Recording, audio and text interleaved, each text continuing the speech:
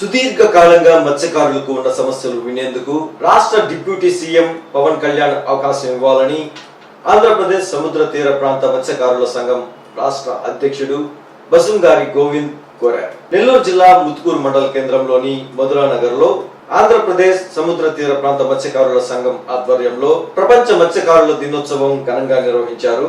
ఈ సందర్భంగా మత్స్యకారులు కేక్ కట్ చేసి అందరికీ పంచిపెట్టి శుభాకాంక్షలు తెలుపుకున్నారు. అనంతరం రాష్ట్ర అధ్యక్షుడు గోవింద్ మాట్లాడుతూ స్వాతంత్ర్యం వచ్చిన నాటి నుంచి నేటి వరకు మత్స్యకారులు అనేక ఇబ్బందులు పడుతున్నారని, సముద్ర తీర ప్రాంతంలో వేట మీద ఆధారపడి జీవించే మత్స్యకారులను బీసీ కేటగిరీలో కలిపి ప్రభుత్వం అన్యాయం చేసిందని, తమ సమస్యలు చెప్పుకునే అవకాశం కల్పించి డిప్యూటీ సీఎం పవన్ కళ్యాణ్ తమను ఆదుకోవాలని ఆయన కోరారు.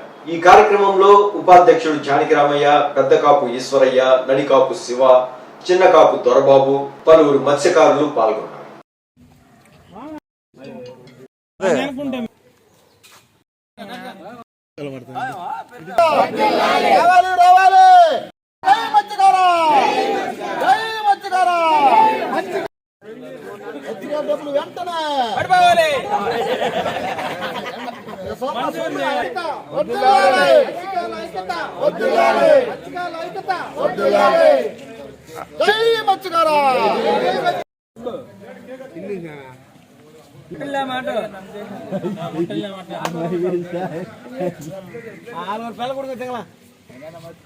మాట